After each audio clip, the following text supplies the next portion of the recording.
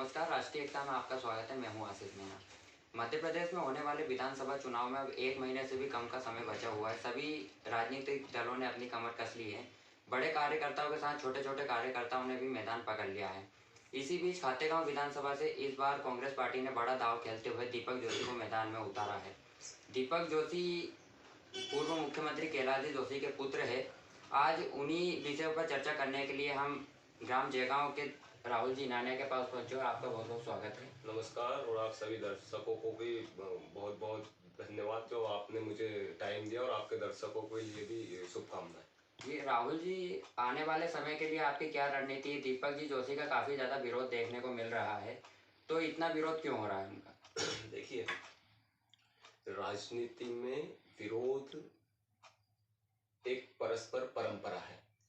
उदाहरण के लिए, जब हम कांग्रेस और भाजपा के लोग होते हैं तो कहीं ना कहीं किसी की नीतियों का, किसी न किसी का चीज का विरोध करते हैं। अब रही बात दीपक जोशी जी के विरोध की, तो देखिए सीधी सी बात है कि वो विरोध में किसी भी प्रकार का कोई भी पदाधिकारी उस विरोध में सम्मिलित नहीं था। जिन पदाधिकारियों ने विरोध किया उन्होंने अपने त्याग पत्र के माध्यम से विरोध दर्ज करा दिया। वो एक प्रायोजित विरोध था, और उस प्रायोजित विरोध का हमारे आदरणीय नेता दीपक जोशी जी ने जवाब दे दिया है। और रही बात जिस जो विरोध की जो सुगबुगाहट थी, उस सुगबुगाहट का एहसास सभी को था। और हम ये मानते हैं कि एक परिवार जब होता है तो परिवार में थोड़ी बहुत नाराजगी होती है, और उस नाराजगी का जो प्रत्यक्षीकरण था वो हमें सामने दिखाई दिया। लेकिन हम उसे वो विरोध नहीं कह सकते जिससे हमको चुनावी उसमें किसी भी प्रकार का नुकसान हो। खातेगांव विधानसभा से पिछले कई दिनों से स्थानीय विधायक की भी मांग चल रही थी। उसके बाद भी इस बार खातेगांव विधानसभा से किसी स्थानीय विधायक को टिकट नहीं दिया गया है, बाहर के नेता को टिकट दिया है। खातेगांव विधानसभा में क्या कोई बड़ा चेहरा सामने नहीं आया है? देखिए, हमारे यहाँ आज तक जनसंघ से लेकर आज तक बहुत कम कांग्रेस का विधायक रहा है। केवल 7.5 साल हम विधायक रहे हैं। तो कहीं ना कहीं यहाँ पर जनसंघ के समय से ही भारतीय जनता पार्टी मजबूत है। तो जब जिस किसी मजबूत किले को ढहाने के लिए उतना ही मजबूत व्यक्तित्व को मैदान में उतारना पड़ता है। यही राजनीति का नियम है। अब जो प्रत्याशी मैदान में आया है वो स्वर्गीय कैलाश जोशी जी के पुत्र हैं, जिन्हें राजनीतिक संत कहा जाता है। उस संत की विरासत को लेकर आए, और वो अपने आप में बहुत बड़ा नाम है। और किसी किले को ढहाने के लिए जो सेनापति होता है वो सेनापति बहुत मजबूत होना चाहिए, और वो मजबूती दीपक जोशी में कांग्रेस पार्टी को दिखाई। भारतीय जनता पार्टी ने भी तीसरी बार विधायक आशीष जी शर्मा को टिकट देकर मैदान में उतारा है। वहीं दूसरी तरफ दीपक जोशी भी बहुत बड़ा नाम है। तो इस बार खातेगांव विधानसभा में कैसा मुकाबला देखने को मिल सकता है? देखिए, इस बार जो मुकाबला है वो आशीष शर्मा वर्सेस जनता का मुकाबला है।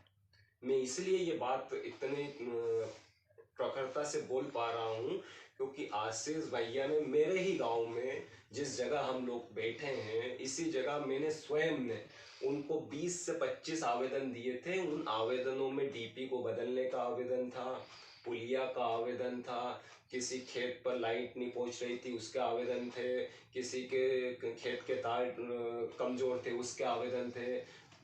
कई सारे आवेदन, डैम से लेके तमाम आवेदन हमने दिए थे, लेकिन आज दिनांक तक नहीं हुआ, जबकि हमसे ये बोला गया था कि हम करेंगे। यही हालत पूरी विधानसभा के प्रत्येक 300 बूथ की है। यहाँ पर 74 पंचायतें हैं। खातेगांव विधानसभा के खातेगांव ब्लॉक में 74 पंचायत। उन 74 पंचायत में सबसे अंतिम जो गांव है वो बिल्ली खो है। मुझे नहीं पता कि आशीष जी को मालूम भी है कि बिल्ली खो अपने यहाँ है या नहीं है, लेकिन जैसे ही हम सबसे लास्ट गांव जाते हैं तो बिल्ली खो गांव आता है। वहां पर पानी की समस्या है। उससे थोड़े से नीचे उतर के आएंगे तो पलासी आता है। पलासी में नदी का गंदा पानी पीने को पलासी गांव के लोग मजबूर हैं। उसका वीडियो आम जन में वायरल रहा है। इसके बाद में आसपास में कहीं पर भी चले जाइए, बगल में यहाँ से 9 किलोमीटर दूर और खातेगांव मुख्यालय से भी 9 किलोमीटर दूर पर बदनावर गांव है, वहां पर पीने के पानी की समस्या आज तक है। तो आपको इस बात को समझना होगा कि ये जनता वर्सेस आशीष जी का चुनाव है। जब हम बात करते हैं किसानों की, तो किसानों के लिए आशीष शर्मा जी ने कोई भी काम नहीं किया। उसका प्रत्यक्ष उदाहरण यदि आपको देखना है तो नर्मदा जी की लाइन यहाँ से पहले ही बहुत दूर दूर जा चुकी है, लेकिन हमारे 15 महीने के कार्यकाल में और पूर्व जो हमारा प्रत्याशी था उसकी मेहनत और कांग्रेस जनों की एक साथ सम्मिलित मेहनत ने हमारे यहाँ हंडिया विराज को सैमसंग कराने का काम किया, जिसके पाइपलाइन आज भी गड़ रही है। हम उस पे हम लोगों से वोट मांगे। कि खातेगांव विधानसभा में दीपक जी जोशी का प्रचार प्रसार शुरू हो चुका है और विधानसभा 173 भाजपा का गढ़ मानी जाती है, तो आप जनता के बीच किस विजन को लेकर पहुंच रहे हैं? देखिए, हमारा विजन क्लियर है और स्पष्ट है। हम विकास की बात करेंगे, हम किसान की बात करेंगे, नौजवान की बात करेंगे, बुजुर्गों की बात करेंगे, आदिवासियों की बात करेंगे, दलितों की बात करेंगे, पिछड़ों की बात करेंगे, महिलाओं की बात करेंगे, किसान की बात करेंगे। इन सब बात को लेकर हम लोगों के बीच में जा रहे हैं।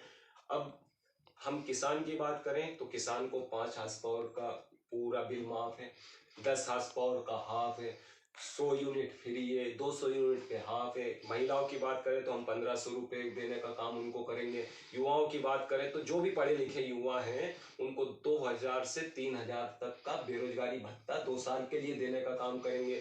इसके बाद में जब दलितों की बात आती है तो उनके उत्थान के लिए भी कांग्रेस ने योजना बनाई है कि किस प्रकार से वो पढ़े लिखे और उनको एक अलग से देखो, जो छोटे वर्ग के लोग हैं, जिनको आदिवासी भाई है हमारे, दलित हैं हमारे, वो बच्चों को पढ़ा भी नहीं पाते। उन बच्चों के लिए भी कांग्रेस ने प्रति महीना पहली से 8वीं तक के को 500 रुपये दे रहे हैं। हम किसान की बात करें तो किसान को 5 हार्स पावर का पूरा बिल माफ है, 10 हार्स पावर का हाफ है, 100 यूनिट फ्री है, 200 यूनिट पे हाफ है। महिलाओं की बात करें तो हम 1500 रुपये देने का काम उनको करेंगे। युवाओं की बात करें तो जो भी पढ़े लिखे युवा हैं उनको 2000 से 3000 तक का बेरोजगारी भत्ता 2 साल के लिए देने का काम करेंगे। इसके बाद में जब दलितों की बात आती है तो उनके उत्थान के लिए भी कांग्रेस ने योजना बनाई है कि किस प्रकार से वो पढ़े लिखे और उनको एक अलग से देखो, जो छोटे वर्ग के लोग हैं, जिनको आदिवासी भाई है हमारे, दलित हैं हमारे, वो बच्चों को पढ़ा भी नहीं पाते।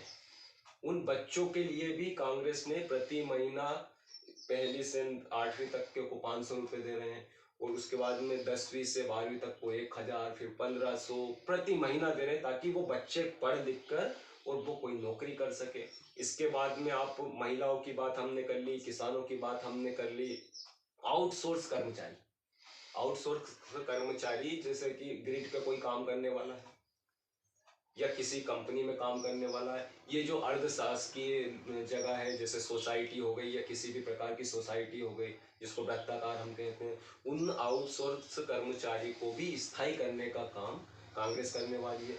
पहले जो पंचायतों को पावर हुआ करते थे, आज वो पंचायत के पास पावर नहीं है। कांग्रेस ने अपने वचन पत्र में ये कहा है कि हम आपको उतना ही पावर देंगे जितना आपके पास में पहले था। ये सब चीजों को लेकर हम आप लोगों के बीच में जा रहे हैं। अगली बार भी देखिए, खातेगांव विधानसभा में 16,000 किसानों का कर्ज माफ हुआ है। ये ऑन रिकॉर्ड है कि 16,000 किसानों का खातेगांव विधानसभा में कर्ज माफ हुआ है। उसमें मैं भी सम्मिलित हूँ। यदि कोई मुझसे प्रमाण मांगे तो मैं प्रमाण देने के लिए तैयार हूँ। मेरा भी 1 लाख से ऊपर का कर्ज माफ हुआ। तो लोगों को कांग्रेस की नीतियों पर भरोसा है और उसी नीति के बल पर हम चुनाव मैदान में उतरे हैं। जी बहुत बहुत धन्यवाद।